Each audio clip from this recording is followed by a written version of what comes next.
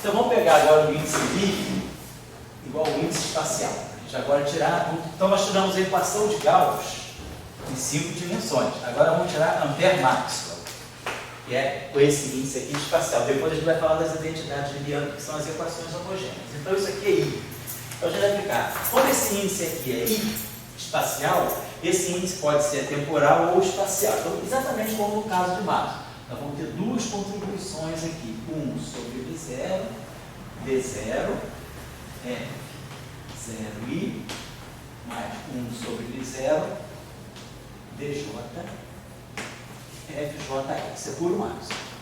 Agora vamos começar a colocar esse índice aqui igual a I. Então, quando a gente colocar aqui epsilon, mi, acho que é mi rho kappa lambda I. Mi rho kappa lambda I. F mi rho, F kappa lambda. Igual a zero.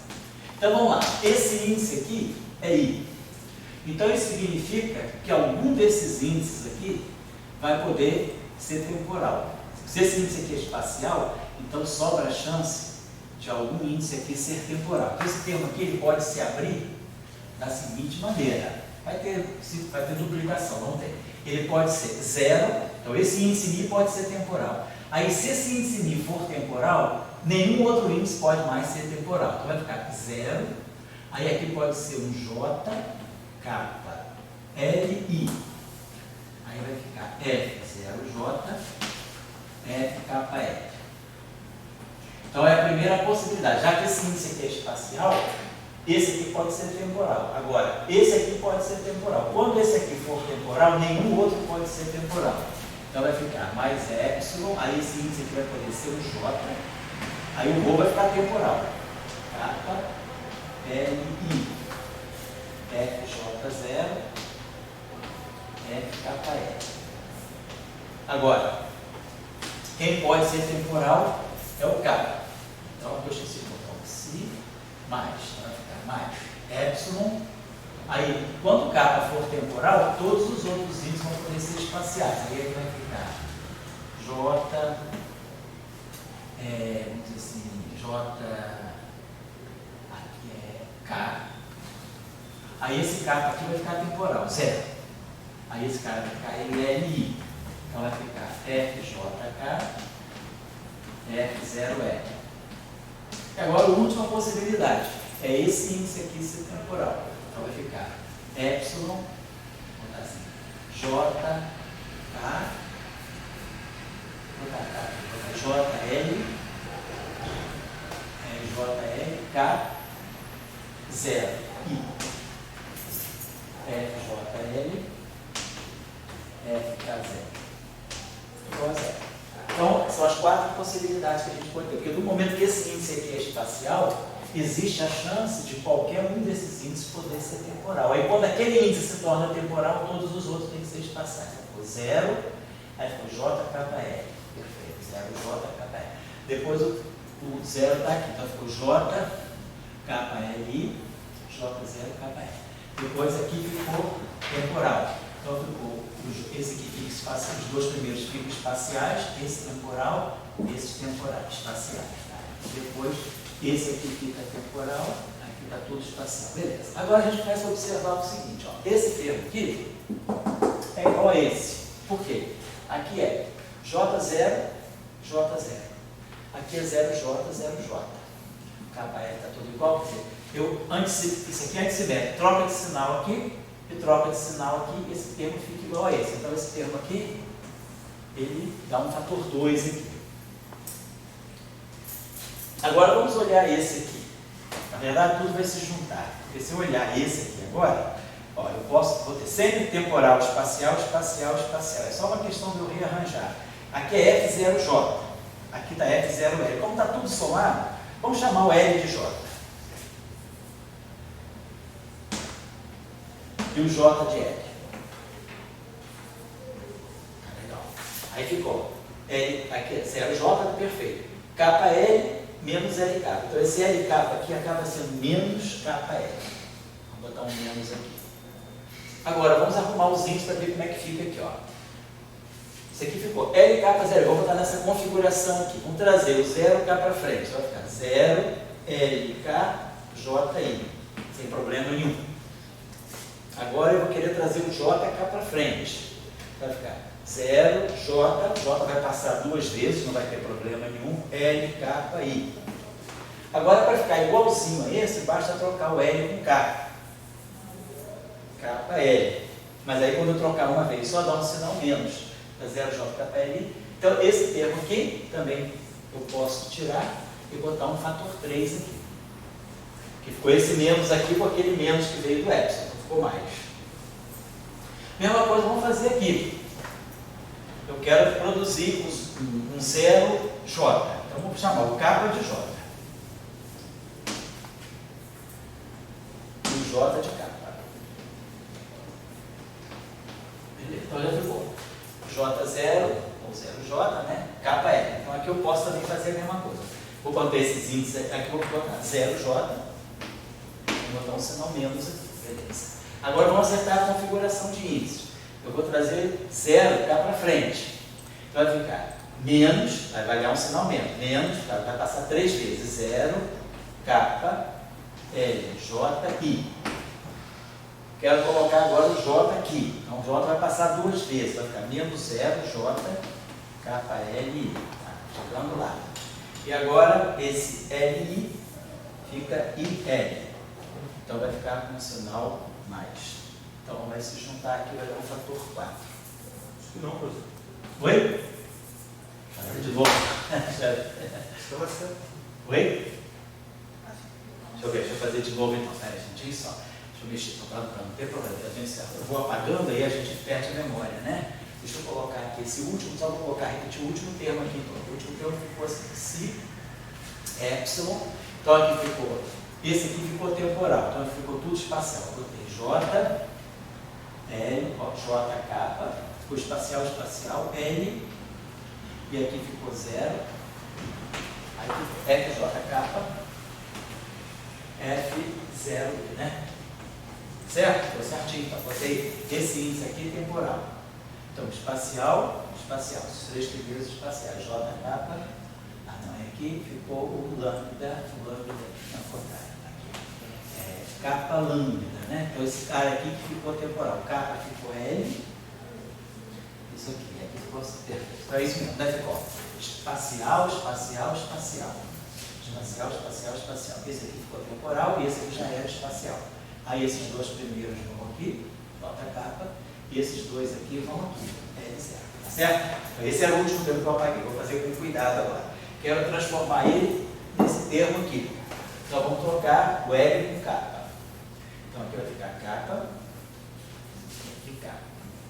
E o K vai virar L. Então até aqui tudo bem. Aí agora eu quero colocar, na verdade, não é isso. Quero colocar 0J. Vou fazer de novo. Chamar o K de J. K vai virar J. E o J vai virar K. Perfeito. Então agora ficou 0J. Aqui é 0, lá é 0J. Aqui é J0. KL está pronto. Então J0 é menos 0J.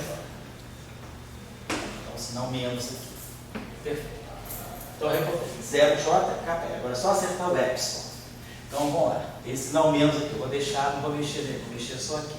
Então, vamos trazer o 0 para a primeira posição. 1, 2, 3. Vai ficar menos 0, KL, JI.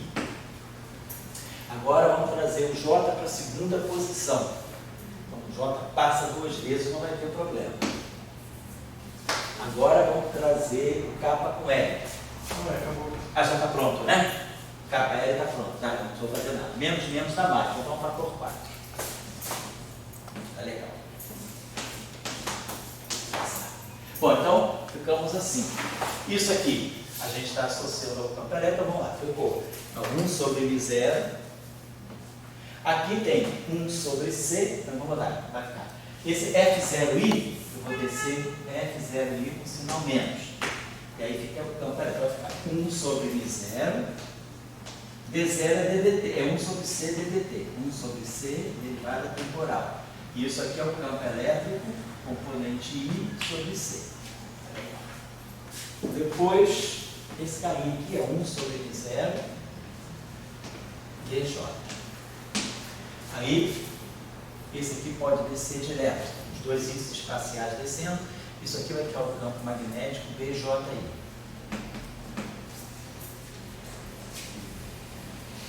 E aí agora, esse termo aqui, ele está ficando para nós 4. Então a gente identificou esse cara aqui como sendo epsilon euclidiano. Epsilon J, kappa, Li. Aqui ficou F0J, que é o campo elétrico, componente J sobre C. E o kappa L ficou o campo magnético. B redondo, kappa L. Isso igual a 0. Aqui a gente vai então explicar a questão visual. Vamos fazer o seguinte: essa equação aqui tem índice livre I. Então, eu vou fazer o seguinte: vou trazer o I para a primeira posição aqui, ó, I. Vai ficar aqui já. Então, quando eu trouxer o I para a primeira posição, aqui vai ficar com o sinal menos. Então, estou trazendo o I para a primeira posição, ou com o sinal menos.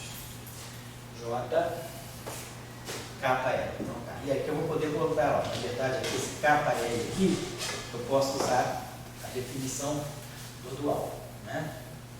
Então ficou, tá legal, então ficou aqui, se gosta, vou botar depois aqui dual, ficou então EJ, tá? Então, esse termo aqui,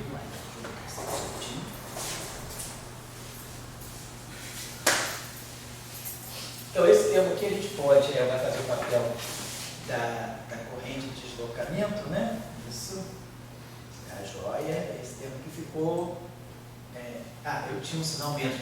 Desculpa, eu desci o F0i, né? E aí fica aqui com um sinal menos. Quando eu desci o F0i é o EI sobre C, então tinha um sinal menos aqui.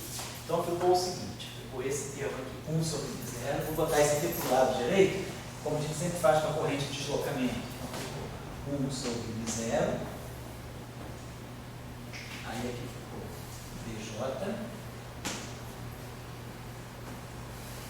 BJI, menos 4. Aí aqui vamos fazer o seguinte: esse D aqui, bem capaz, a gente pode botar um meio aqui, posso botar um meio aqui e um 2 aqui, vai ficar 8.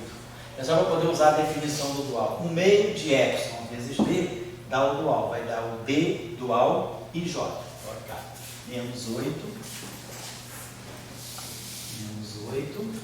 sobre C. E aí ficou EJ, e aí aqui ficou D dual e J.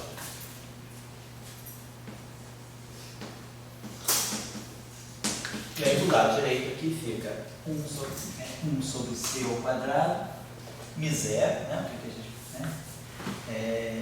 1 sobre C ao quadrado, perdão, né? Aqui tá certo, é isso mesmo, né?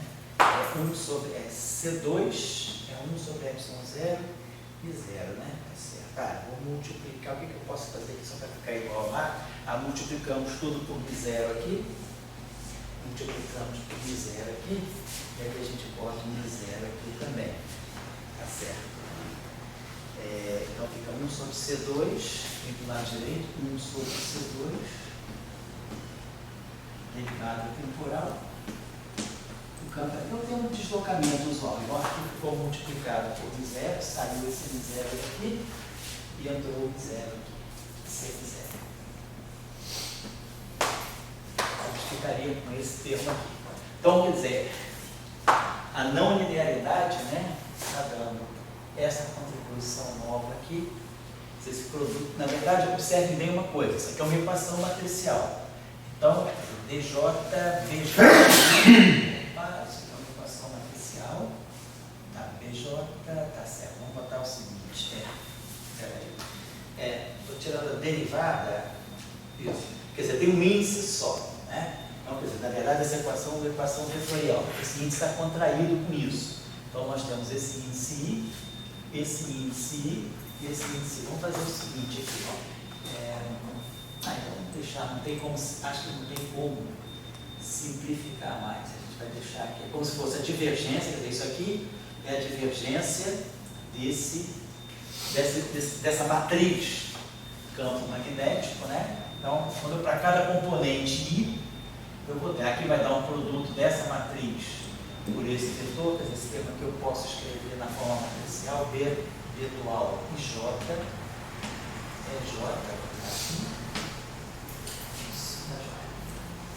Então, eu posso trabalhar aqui a equação, vamos passar a equação para cá nessa forma, DJ, B, JI, VJI, menos 8 sobre 0C,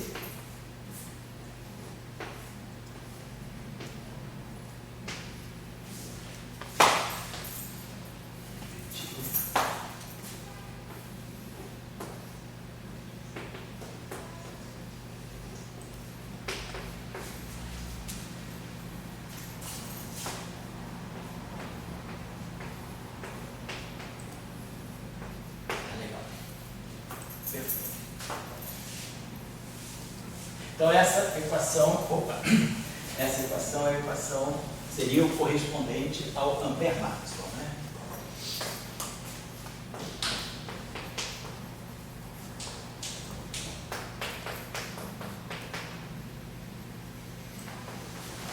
Beleza.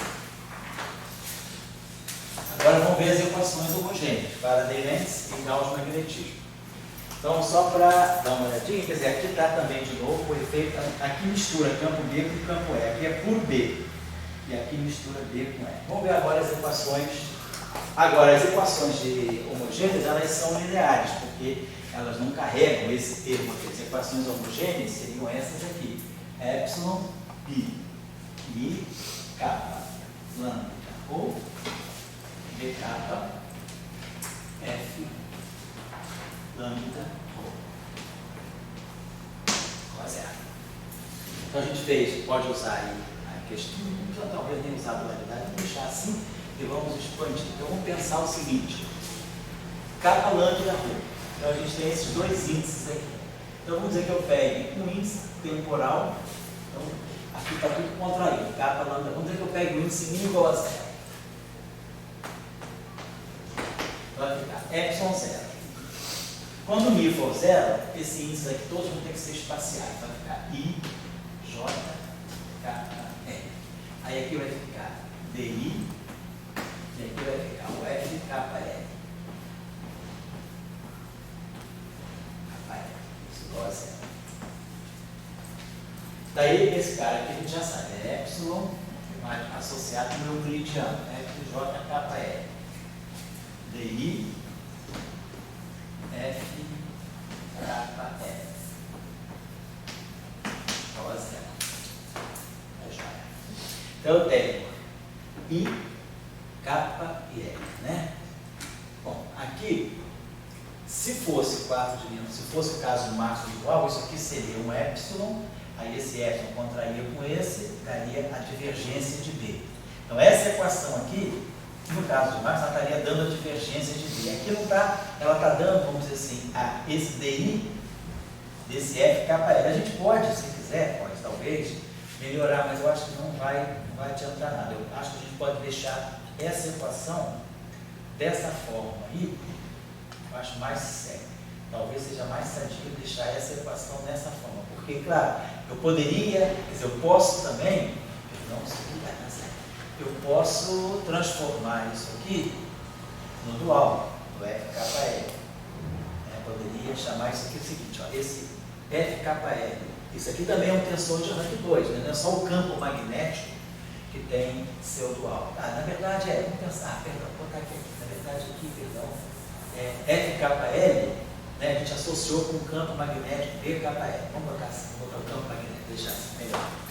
Fica mais explícito, exato. Então, eu posso aqui associar o dual. Vai dar o fator 2, mas isso aqui é igual a zero, o fator não importa. Então, vai ficar um B dual e J. Então, essa equação ficou assim, DI, B dual e J igual a zero. B dual. Então, seria uma equação parecida com a equação de Gauss, que é a divergência. No caso de 4 dimensões, né, espaços temporais, no caso de 3 dimensões espaciais, esse B e J, na verdade, é um campo magnético vetorial. Então fica a divergência de B igual a zero. Então essa aqui seria a equação de Gauss magnética em 5 dimensões. A gente pode colocar aqui, deixa eu botar aqui. Fazer pra cá. Deixa eu ir botando aqui. Então aqui a gente ficou com Gauss magnético, DI, V dual e J igual a zero. Então esse aqui é Gauss magnético.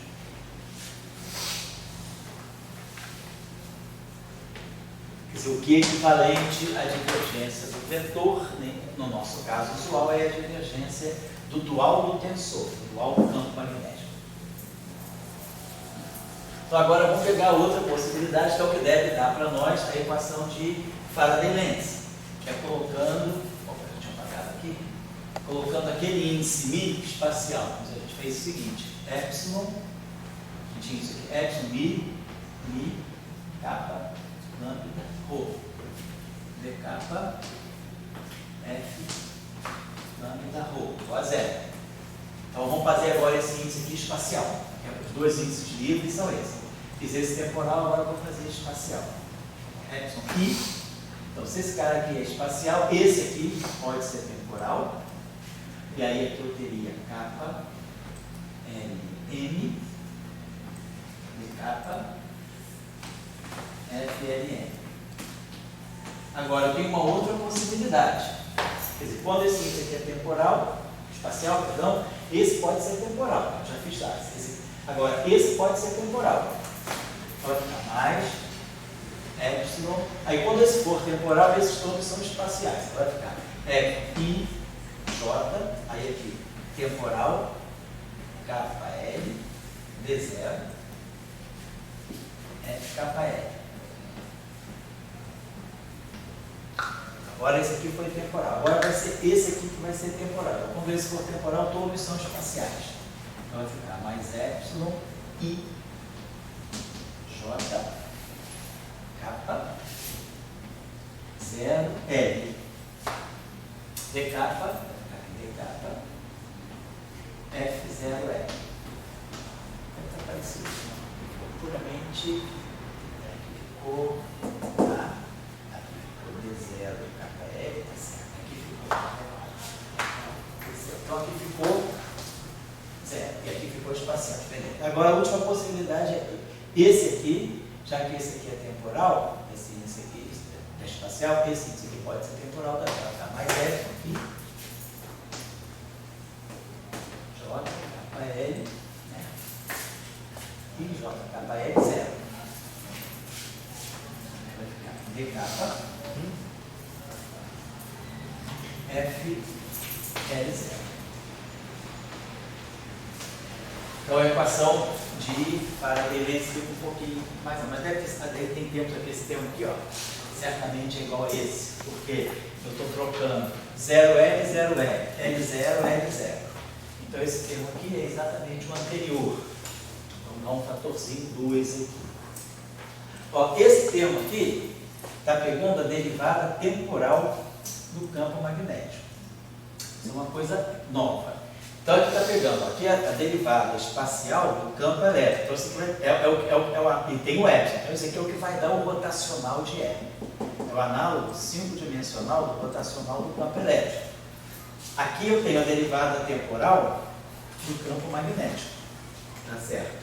Agora aqui eu vou ter campo magnético e eu vou ter esse cara. Então aqui está tendo uma contribuição que vai estar dando alguma coisa ligada ao próprio rotacional do campo magnético. Essa é uma novidade, né?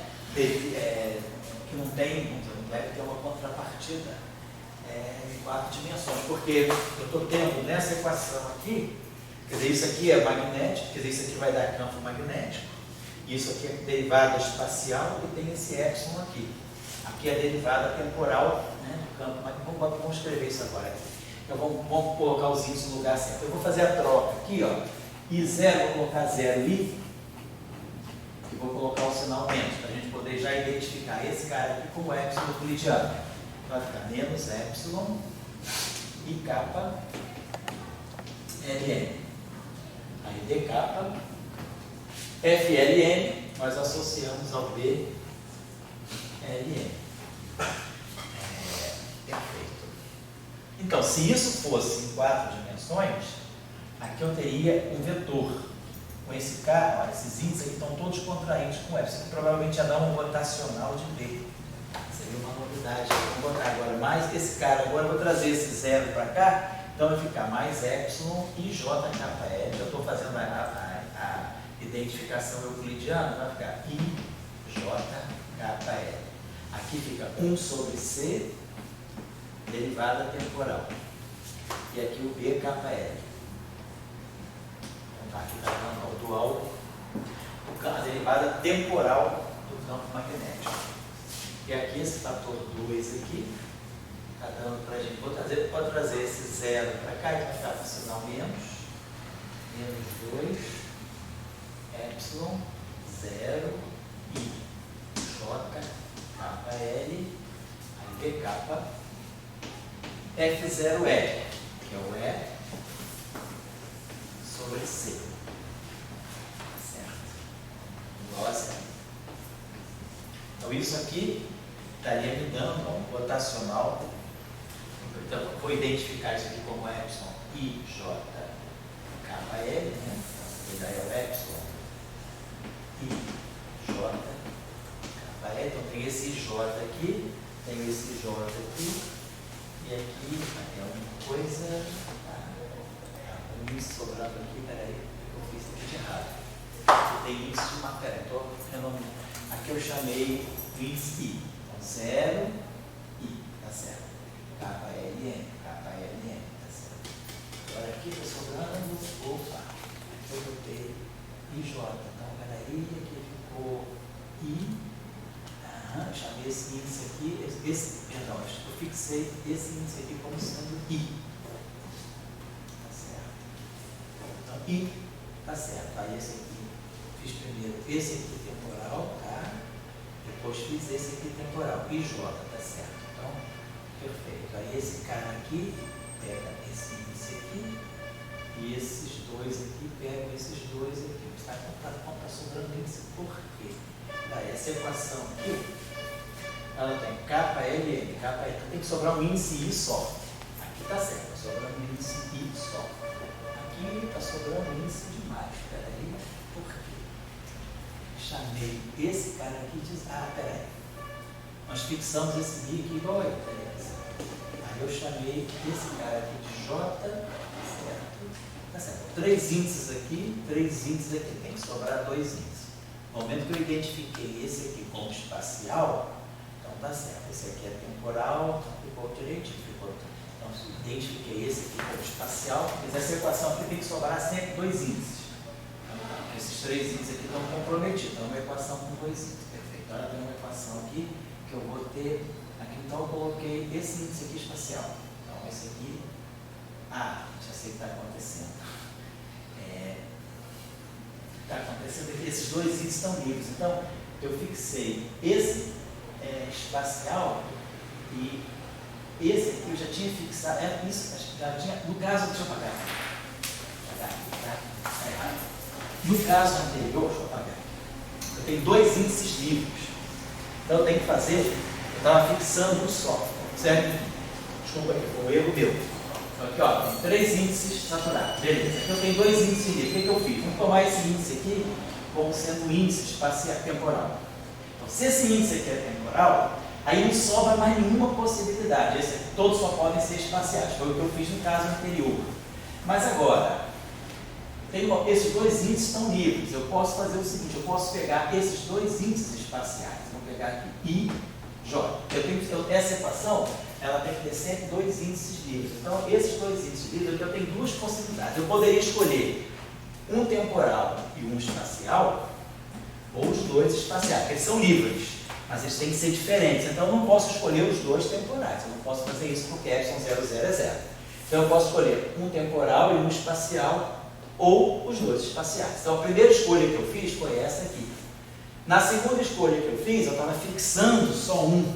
Mas, na verdade, como esses 2 índices são livres, essa equação ela vai valer sempre para um par de índices. Então, eu estou pegando um par de índices agora espaciais. Então, até por isso estava aparecendo aquele termo novo. Então, vai ficar Vou fazer então mini. Então o que a gente tem que fazer agora vai identificar os dois índices mini como sendo dois índices espaciais. Então vai ficar epsilon e j. Aí agora sim, esse cara pode ser temporal. E aí vai ficar kappa L, aí aqui vai ficar D0, kappa L. Agora, isso aqui estão sempre fixos, não é? Epsilon e j. Beleza. Então, esse aqui agora pode ser espacial. Então vai ficar kappa 0L, d kappa F0L. E depois o outro termo, que é botar L0, L0. Vai dar igual a isso, não vai dar o fator 2, vai estar aqui de qualquer forma. Está aqui igual a 0. Então, está melhor. Agora está melhor, porque eu tenho. Aqui vai dar, como eu tenho epsilon, kappa L, ó, epsilon, kappa, isso aqui vai dar em 5 dimensões, é o análogo do rotacional do campo elétrico. E isso aqui é a derivada temporal do campo magnético. Então fica a estrutura realmente de Ampère-Marx, de Faraday. Tá bom? Agora colocar as coisas no lugar. Vou trazer esse zero aqui para frente, vai ficar 0 e j kappa L, que eu vou identificar com o epsilon euclidiano. Então epsilon e j kappa L.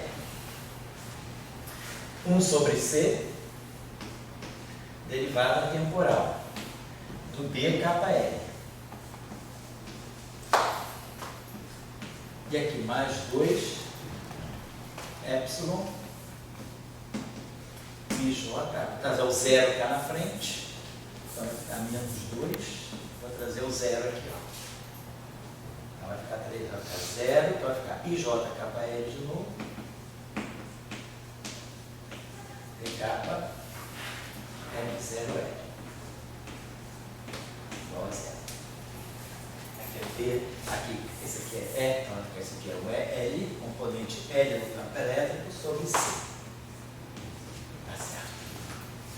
Então ficou IJ kappa L e IJ kappa L. Então tem epsilon e J de qualquer jeito. Deixa eu apagar isso aqui.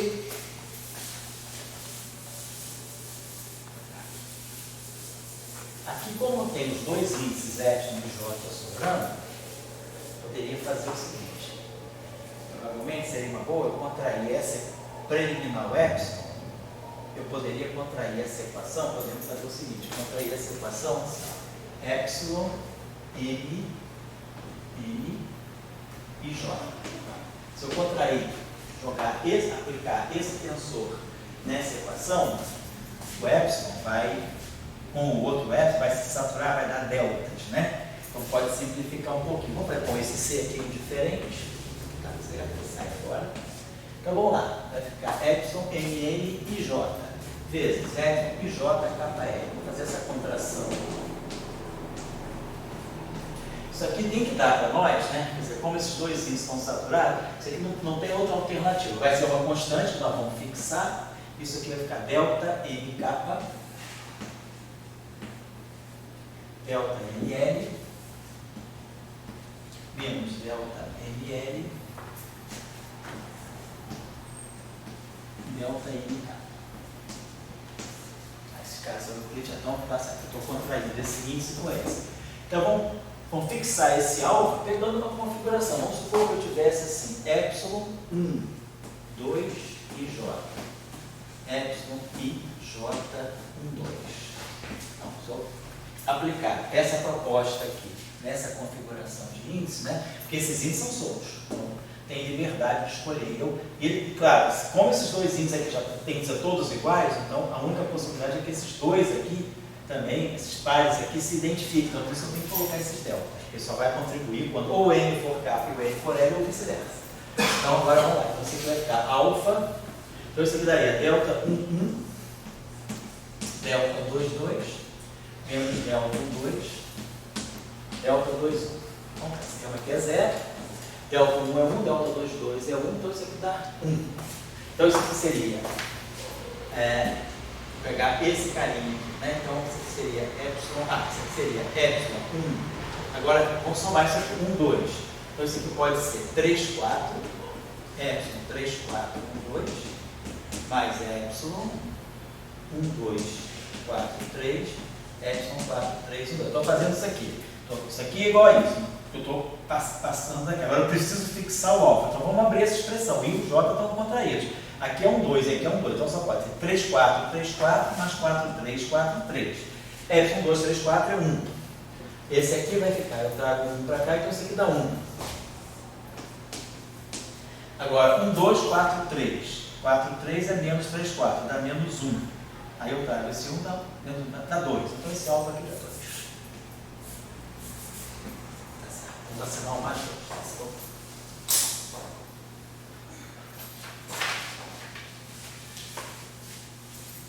Poxa vida. Aqui, caceta. Aqui tinha, eu acho que tem assim. Epsilon J KL, isso tinha, porque eu estou tendo o rotacional do campo elétrico. Eu tinha aqui 1 sobre C, que eu apaguei, e aí aqui a gente tinha D0, não é isso? DDT, né? Do BKL, não é isso? Ah, obrigado, tá? Esse é isso mesmo. Sobre C. Mas o seu está certo. Ah, tá. Por isso, obrigado. Então está certo. Esse depois aqui, né? Obrigado. Então agora quando a gente contrair isso aqui, pegar toda essa equação aqui e contrair com esse epsilon n, epsilon n e j, então vai dar um fator 2 global, porque o mesmo epsilon que está contraído aqui é o mesmo epsilon que está contraído aqui. Então vai dar um fator 2 global, esse 2 fica, mas aquele 2 global sai. Aí o primeiro termo vai ficar delta de n kappa NL. Então vai ficar aqui DDT, o K fica N e o L fica N. E aí depois do segundo termo, ao contrário, o N fica L, então vai ficar menos DDT de D NN, que é esse termo aqui. O K fica N e o L fica N. Então, na verdade, isso aqui é igual a isso, vocês estão vendo? Então, agora, vamos ver, menos esse termo aqui, menos 2 vezes. Aí aqui ficou NN e J vai ficar. O K vai ficar, o primeiro termo aqui, o K fica N, então vai ficar menos 2 DN. Aí o L fica, N. E aí o segundo termo aqui vai ficar, vamos pegar, esse 2 aqui é global, joguei fora. Com esse menos com esse menos vai ficar mais 2 vezes. Aí o K agora fica N, o N e o L fica N.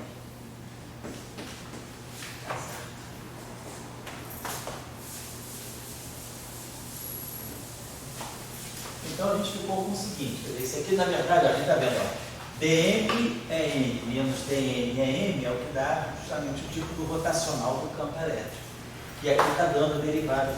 Aqui esse termo aqui, ó, dá um fator 2, porque menos dnm é mais dnm. Então aqui você sai, dá esse fator 2 aqui. O fator 2 se cancela e aí a gente fica com o seguinte, dm, vou multiplicar tudo por menos 1. Tá, aqui vai ficar menos, vai ficar mais, vai ficar menos, aqui vai ficar menos. O 2 se cancelou. Então ficou o seguinte, dn é n menos n é n, ficando igual a ddt do dn, que seria então o análogo de faradeirense para o campo elétrico, para o campo magnético. No fundo, isso aqui é uma expressão do rotacional da DMN, em 3 dimensões, isso aqui seria epsilon NNK, rotacional de E, componente K, que aqui é a derivada do campo magnético. Aqui eu diria o seguinte, talvez fosse mais esperto, na minha parte, lá no início, quando a gente identificou essa componente aqui, F e J, com o campo magnético, eu fiz isso aqui, chamei isso aqui do campo magnético DJ. Se nós estivéssemos em 3 dimensões espaciais, um tempo 3 espaço máximo normal, o que a gente faz em máximo normal? A gente identifica esse cara aqui como sendo menos epsilon I, J, K, campo magnético componente K. Então, talvez fosse mais interessante a gente associar lá no início fazer essa identificação. Então eu vou sugerir, né, o seguinte, lá no início, quer dizer, a gente está com tudo guardado aqui. Então eu vou fazer a seguinte sugestão. Ao definir isso aqui lá no início, eu colocaria esse sinal menos aqui. A gente mantém o F e J, digamos, o F0 I, a gente vai manter. É a componente I do campo elétrico sobre C, isso aqui a gente mantém. Mas aqui no campo magnético eu vou colocar o menos. Então, esse menos aqui não vai alterar essa equação, porque teria um menos aqui e um menos aqui. Alteraria essa equação aqui, quer dizer, daria um menos aqui, botar, então, com aquela redefinição, aqui vai ficar mais, quer dizer, todo o campo magnético vai sofrer uma mudança de sinal, aqui vai ficar menos. E aqui vai ficar igual, vai ficar certo. Então, eu posso, né, fazer, seria isso aqui. Seria melhor, talvez, fazer isso mesmo. E aqui, aquela equação aqui, essa equação não muda, porque é um sinal menos global, e essa equação aqui vai ficar um sinal menos aqui. Que aí fica como se fosse o rotacional de F igual a menos do EPDT. Só para uma questão de definição. Porque eu acho que é mais sensato eu definir assim, porque aí quando eu for para 3 dimensões espaciais, eu já posso chegar, né? Fica imediato fazer isso. Certo? E aqui a gente pode fazer o seguinte. Menos, veja, esse menos aqui eu posso incorporar colocando aqui B e J. E aí boto um sinal mais agora. Então fica DJ, B e J, aqui. Aqui não mudou, aqui eu já tinha trocado o sinal e aqui não acontece nada. Então, essa é a minha sugestão. Bom, tarefa. Vocês estão, então essa equação aqui é a última equação. Então ficamos com as duas equações, que seriam as inhomogêneas. Quando eu colocar carga, eu vou colocar uma carga aqui e vou acrescentar uma corrente aqui. Perfeito. E aqui nós ficamos com um caucho magnético e aqui com paralelência. O que seria interessante, e como exercício que fica, seria obter as equações de onda do campo elétrico e do campo magnético. Quer dizer, como é que a gente tira as equações de onda? A gente pega, por exemplo, essa equação aqui deriva em relação ao tempo. Então vai ficar D2 dt2 do campo magnético. Mas aí aqui vai aparecer a derivada do campo elétrico. Aí nós trazemos para cá. Só que agora a gente tem a não linearidade.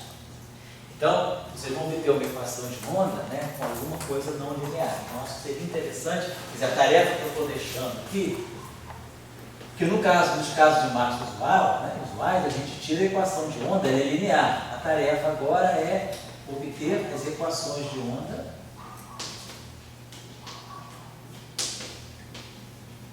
não lineares. Fica como tarefinha aí, tá? Estou quase acabando, tá? Não vou demorar muito mais. Eu só queria fazer aquela discussão das fontes, vai ficar até 7. Então agora, tá, isso era um primeiro passo, né? O segundo passo seria o seguinte, vamos colocar cargas aqui. Vamos colocar fontes externas para poder discutir aquela questão que o Glória tinha levantado. Então vamos supor que essa equação aqui, ela tivesse vou fazer o seguinte, aqui teria C vezes ρ. Definição, né, do J0. Aí vem para cá, C2 vezes B0, que dá 1 sobre Y0. Então, colocando carga, isso aqui vai ficar ρ sobre Y0. Vou multiplicar toda essa equação por μ0C. Então, aqui vai ficar menos 2 μ0C. Então, colocando carga, divergência de E, menos 2 μ0C, se traço disso igual a ρ sobre Y0. E aqui eu vou colocar a corrente. Então, essa equação aqui vai ficar mais o termo aqui, mais μ0J. Então, tem aqui a equação que me dá o rotacional de B. Esse termo aqui é um termo novo. Esse termo aqui é a corrente de deslocamento. E esse termo aqui é o termo de corrente. Bom, então, a discussão que a gente estava querendo ter é, suponhamos, né, que a gente tenha, se a gente não tiver as cargas e as correntes externas, então a gente tem essa equação não linear, onde o campo magnético é fonte do campo elétrico. E aqui nessa equação não linear, o campo elétrico, mesmo que ele não seja dependente do tempo aqui, E o fato de ter esse termo aqui já mistura o campo elétrico com o campo magnético na equação do campo magnético. E aqui o campo magnético aparece na equação do campo elétrico. Bom, a questão é, se eu tiver um campo magnético, dou um campo magnético. Então, claro, o fato de ter um campo magnético já vai me gerar campo elétrico, porque esse termo aqui vai fazer o papel de uma fonte. É como se eu jogasse isso para o lado direito, e aí a divergência de E vai depender desse termo quadrático aqui no campo magnético.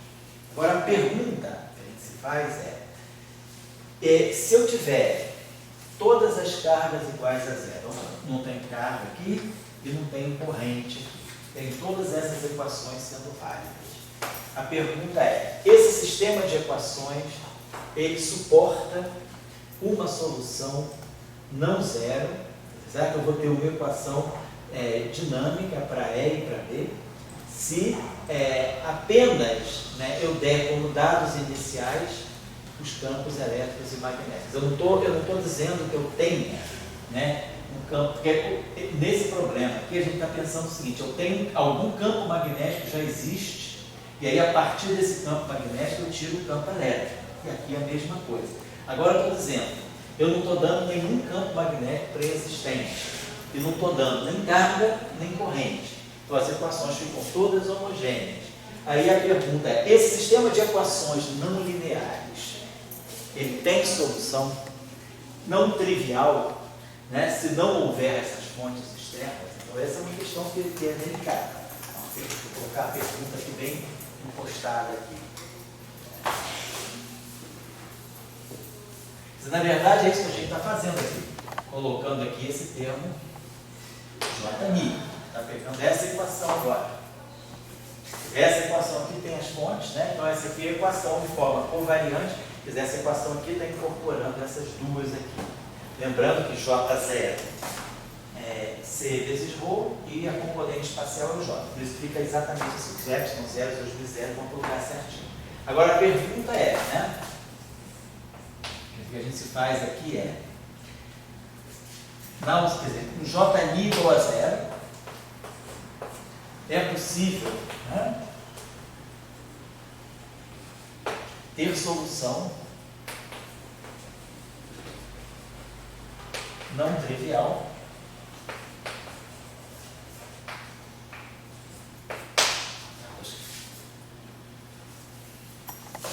para o campo, FMI. Mas é uma pergunta que não quer dizer, se eu puser isso aqui igual a zero. Então, se eu pegar essa equação homogênea, então essa equação homogênea, linear aqui, quadrática aqui, ela tem solução? Ou eu preciso, para ter uma solução, eu preciso ter uma fonte dela? O que a gente está querendo dizer é o seguinte, imagina que eu coloque, quer dizer, eu tenho uma carga elétrica, aí a carga elétrica vai gerar, por exemplo, um campo elétrico. Aí esse campo elétrico, vamos essa carga seja uma carga oscilante, esse campo elétrico vai ser um campo elétrico oscilante, claro, a carga oscilante, ela tem uma corrente, ela vai gerar um campo magnético. Então, aí, a partir dessa carga oscilante, ela vai gerar um campo elétrico, um campo magnético dependente do tempo, e aí esses campos podem se propagar no espaço pelas equações de Maxwell. E variando no tempo gera B, e B variando no tempo gera E. Acabou-se. A pergunta é, mas suponha que eu não tenha carga nenhuma. Eu esteja no vazio. E aí, esse sistema aqui, se eu não colocar nenhuma radiação, se eu não der nenhum campo de partida, será que se eu não der nenhum campo magnético de partida, será que eu posso gerar um campo elétrico? Quer dizer, se esse campo magnético de partida não for dado, o sistema se autogerar a partir das cargas zero, corrente zero, esse sistema aqui teria solução não trivial? Essa é a questão que a gente tem que se colocar. No caso do eletromagnetismo, a onda é gerada, a radiação eletromagnética é gerada no Sol, tudo bem. Aí ali tem cargas e correntes que geram os campos. Aí esses campos se propagam no vácuo, porque E sustenta B, B sustenta E. Mas se não houvesse as cargas e as correntes, eu poderia gerar campo elétrico e campo magnético só a partir de um campo elétrico e de um campo magnético. Esse sistema, ele se autogera equações, quer dizer, é um sistema não linear. quais são as soluções desse sistema não linear. É uma questão que não é uma questão óbvia. Isso aí é o quê? Um sistema de equações acopladas, né? Equações diferenciais, parciais, acopladas e não lineares. Está tudo de ruim, está junto, eclipse total, né? A pergunta é saber se a gente consegue ter solução. Quer dizer, normalmente, né, o que a gente sempre imagina é que exista alguma fonte, né, algum elemento que vai gerar o campo. E aí, a partir daquele campo gerado, a não linearidade vai sustentar, porque a não linearidade vai gerar mais campo a partir de campo. Mas a pergunta é, se não tiver nada, né? Então, eu ganho eu ganho campo. Se eu te dou um campo magnético, então tudo bem, mas esse campo magnético veio de onde? Ele veio de uma corrente que o gerou, ou ele veio de um outro campo magnético? Essa é a questão que a gente se coloca aqui. Se você tivesse de Mi feminino igual a mais a Mi de Mi. Sim, por exemplo, se você tivesse isso aqui, só para pegar uma ideia. Esquece isso aqui. Se você tivesse falando isso aqui, de Mi, F Mi, igual a Mi, F Mi. Isso você está falando, né? Se a gente tivesse botar um XI, tivesse isso aqui, isso aqui é um pó e mojo. Vamos dizer que a gente tivesse essa equação aqui. Você não pode dizer que o AMI é a fonte? Quer dizer, pode dizer, do ponto de vista, vamos dizer assim, formal, a gente está pensando, esse termo aqui, ela fala isso aqui, ó, sobe um índice Mi, eu poderia identificar isso aqui como sendo uma corrente JNI. Posso fazer isso tudo aqui, vai fazer o papel de uma quadricorrente. Esse índice Mi está contraído com isso, sobra esse índice Mi, eu vou identificar isso aqui como uma quadricorrente, então fica dMi, Fmi igual a um JNI, tudo bem. Agora, só que esse JNI não é uma corrente de matéria, é uma corrente que depende daqueles próprios campos. Então a pergunta que a gente se faz agora é se a gente dá condições iniciais, quer dizer, as condições do contorno, né? Por exemplo, eu posso dizer, bom, esse sistema é um sistema acoplado, eu posso dizer, no instante t igual a zero, eu conheço a distribuição de campos. Então, no instante, esse problema, vamos pensar o seguinte, é um problema que é de primeira ordem, né, no tempo. Então, eu não preciso, é um problema como o Max, eu posso dar aquelas chamadas condições de Neumann, as condições de Dirichlet. Como o problema é de primeira ordem no tempo, né, quando eu tenho um problema que é segunda ordem no tempo, como é o caso da mecânica newtoniana, né, eu preciso dar, já que eu conheço a derivada segunda, né, quer dizer, a gente tem que, vamos lá, sei lá, a força, né, é igual a M, D2x, dt2, então eu tenho um problema com derivada segunda. Então o que a gente tem que dar como condição inicial? O x de zero e o x ponto de zero. Essas equações aqui, elas são lineares no tempo. Uma derivada só temporal, aqui eu tenho uma derivada temporal, e aqui eu tenho uma derivada temporal, né? E as derivadas espaciais também são primeira ordem. Primeira ordem, então eu não preciso dar essa informação aqui. Se eu tiver um problema só com derivada temporal primeiro, eu preciso dar as configurações de campo, né, no instante t igual a zero. Então eu teria o campo T, campo no instante t igual a zero, em todas as posições. Eu daria uma configuração de campo no instante t igual a zero. E uma configuração de campo magnético no instante t igual a zero. Então, lá no problema da eletrostática, da magnetostática, a gente tem as condições de Neumann ou de Dirichlet. Eu posso dar os campos numa superfície no instante t igual a zero, ou eu posso dar as derivadas normais dos campos também. Mas eu basto uma condição inicial. Eu não preciso de um conjunto de condições iniciais, porque eu não tenho derivada segunda no tempo, eu só tenho derivada primeira no tempo. Então a questão é, se no instante t igual a zero, eu conhecer as configurações de campo, eu posso resolver o problema. Mas a questão é, a gente se pergunta como você vai ter um campo elétrico, né, se você não... você tem que ter você tem que dar uma história. Tá bom, esse campo elétrico no instante t igual a zero tem uma condição inicial. T igual a zero, o campo é esse. Mas esse campo saiu de alguma coisa ou não. Então, a questão que a gente tem que ver é se esse sistema de equações, né, não lineares, observe que aquele problema lá, né, olhando do ponto de vista do ar, o F depende da derivada do ar. Se eu for olhar o problema do ponto de vista do ar, aí eu tenho derivadas segundas. Se eu for olhar o problema do ponto de vista só do campo aqui por exemplo, o potencial vetor não aparece. Então esse problema aqui é um problema que só envolve, olha para cá, só tem E e B. Então, todas as equações são primeira ordem no tempo e no espaço em E e B. Quando você introduz o A, o teu problema não depende mais só de E e de B. Quando você introduz o A, o potencial está aqui e está aqui. Então, isso aqui é uma equação diferencial segunda. Só para lembrar aqui, exatamente igual a Maxwell. Lá no Maxwell, se a gente olhar as equações de Maxwell, elas são E e B. Mas se eu quiser olhar as equações em termos dos potenciais, né, quer dizer, divergência de E é menos gradiente de φ, vai ficar aqui menos laplaciano de φ, menos dA dt. Então, menos divergência do dA dt. Então, isso aqui é igual a ρ, a equação de Gauss, divergência de E é igual a ρ sobre epsilon zero. Aí, o rotacional de E, divergência de V, não preciso colocar, porque em termos de potenciais elas são identidades. Agora, ampere mais, rotacional de B, que é rotacional do rotacional de E. Gradiente da divergência menos o laplaciano. Aí aqui é a corrente de deslocamento, 1 sobre C ao quadrado, dE dt. Então vai ficar dE dt, vai ficar menos derivada temporal do gradiente de φ menos dA dt. Então menos aqui d2, mais zero J. Então isso aqui seria, né, seriam as equações. Agora, como agora o problema depende do potencial, eu tenho que olhar o problema do ponto de vista do potencial. Aqui nós já discutimos essa questão, da questão que a gente pode fixar o gauge. Então a gente pode fixar o gauge, né, tirando aqui, pondo aquela condição, 1 sobre C ao quadrado, derivada temporal de φ, mais divergência de A. Eu não perdi a simetria de gauge, então eu posso fixar o gauge aqui.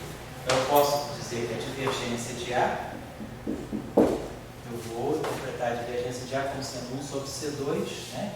A divergência de A menos 1 sobre C2 vai dar exatamente a equação de onda. Então isso aqui me daria D'Alembertiano de φ igual a ρ sobre epsilon zero. E aqui é a mesma coisa, eu vou substituir a derivada temporal do φ pela divergência do A, então vai ficar menos C2, que vai cancelar com esse termo aqui. Quando eu fizer usar essa condição de gauge, e aí esse termo vai para cá, vai ficar D'Alembertiano de A igual a zero J. Então a gente tem as equações, né? Agora, essas equações aqui têm as derivadas segundas no tempo, então, que são equações de onda. Então, equações de onda, né, equações com derivadas segunda no tempo, eu preciso dar não só as configurações iniciais, mas também as derivadas temporais iniciais. Tem um problema de segunda ordem no tempo, né, T2, dt2, eu preciso conhecer a posição, quer dizer, a configuração de campo e a velocidade inicial, ou seja, a derivada temporal dos campos. E tem essas fontes. A questão é, essa equação aqui, sabe que ela tem solução não trivial. Mas por quê? Porque eu vou imaginar que eu possa ter fonte no infinito. Agora, se eu tiver todo o espaço vazio, todo o espaço é vazio, não tem carga, não tem nada, em lugar nenhum do espaço, então essa equação aqui vai ter solução trivial. Laplaciano de φ vai dar φ igual a zero. Mas a gente sabe que o Laplaciano de φ é não zero se eu tiver, por exemplo, φ diferente de zero no infinito. Eu tenho que ter alguma condição de contorno que me garanta que isso aqui, que o φ não seja zero no espaço todo. Isso no caso abeliano. Agora, no caso abeliano, essa equação deixa de ser linear. Essa equação aqui, ela vai, por exemplo, se eu pegar aqui a componente zero, se isso aqui for zero, isso aqui vai dar I. Então, isso aqui vai ficar campo elétrico, vezes, então, isso aqui vai dar algo desse tipo, assim, menos daquela constante, vai ficar algo desse tipo, A escalar B. Porque quando eu fizer o N igual a zero, acho que é o contrário, A escalar E. Quando eu fizer o N igual a zero, esse índice só pode ser espacial. Então aqui vai sair um campo elétrico. O campo elétrico contraído com o potencial vetor mais elétrico. Então vai ficar E escalar A.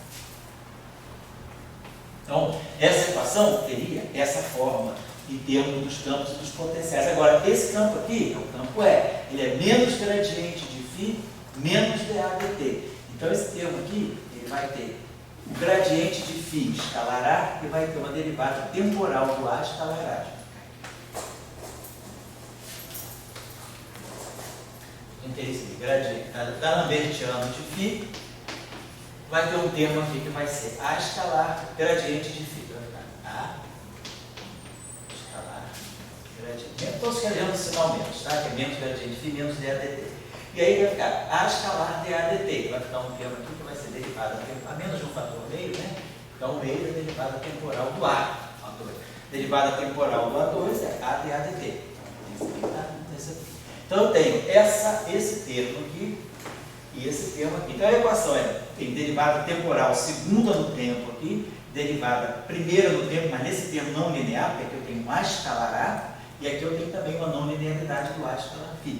Então, a pergunta é, esse sistema de equações aqui, se eu não tiver carga nenhuma, o espaço todo vazio, se eu não tiver nenhuma condição no infinito, os campos caem a zero no infinito, quer dizer, o problema matemático é esse. Não tem distribuição nem de carga nem de corrente no espaço. E os campos caem a zero no infinito. Então a pergunta é, essa equação, esse sistema de equações aqui, com essa condição, ela tem solução não trivial ou não? Ou eu preciso realmente garantir a existência de carga no infinito para dentro, ou seja, que tem um campo não trivial no infinito? Eu não sei a resposta, estou dizendo que o problema é esse. A gente tem... Você diria que o Lambertiano de φ igual a zero significa φ igual a zero. Se você tiver Lambertiano de φ igual a zero e você não tiver nenhuma fonte no espaço, porque geralmente a gente resolve essa equação assim, Lambertiano de φ igual a zero no espaço. Mas você tem uma carga na origem, né? Então, na verdade, o problema é estático. Então, o problema fica Laplaciano de φ igual a zero. Laplaciano de φ igual a zero. Muito bem, claro, ninguém vai dizer que φ é igual a zero. Uma função tem Laplaciano nulo, ela não precisa ser nula. Mas se você colocar a seguinte condição, Laplaciano de φ igual a zero, e o campo não tem cargas, quer dizer, o espaço está vazio. Então, não tem cargas nem correntes, o espaço vazio. Laplaciano de φ igual a zero. φ cai a zero no infinito. Então, se essa condição aqui é dada com essa condição, essa solução necessariamente é φ igual a zero. Quer dizer, você só tem o campo de uma carga. Então, se você diz assim, o campo de uma carga na origem, né? Tudo bem, você bota a carga na origem, então você bota fora da origem, Laplaciano de φ igual a zero. Mas você tem a carga na origem. A carga da origem é o delta. Então, na verdade, você tem aqui um t, delta 2, né? Delta 4, delta 3, x. A carga está na origem. Então, claro, fora da origem, você tem Laplaciano de φ igual a zero em todo espaço, exceto na origem, onde eu tenho a carga. Então, aí sim, essa equação aqui, ela não te dá φ igual a zero, porque você sabe que você tem uma carga na origem, então você tem uma condição de contorno, você tem uma condição inicial. Então, φ não é zero. Agora, se você disser Laplaciano de φ igual a zero e eu não tenho carga em lugar nenhum, essa solução que eu conheço é o potencial da carga na origem, Q sobre 4π ε0 é. Então, essa equação aqui igual a zero fora da origem, mas na origem eu tenho uma carga. Então, apesar dessa equação aqui ser zero em todo o espaço, menos num ponto onde está a carga, eu sei que a solução é não trivial. Mas agora eu estou dizendo, não tem nem isso, não tem nem carga na origem, não tem carga em lugar nenhum. Laplaciano de φ é absolutamente zero e não tem carga em lugar nenhum. Eu estou falando do Laplaciano de φ igual a zero só fora da carga, não tem carga em lugar nenhum. Então a solução é φ igual a zero. Mas essa função de Green aqui é inversível, então φ igual a zero. Então essa é a questão. Agora a gente está com esse problema aqui, é não linear. Então a pergunta é, se eu não tenho carga em lugar nenhum do espaço, não tenho absolutamente nenhuma carga, esse problema aqui, ele tem solução não trivial?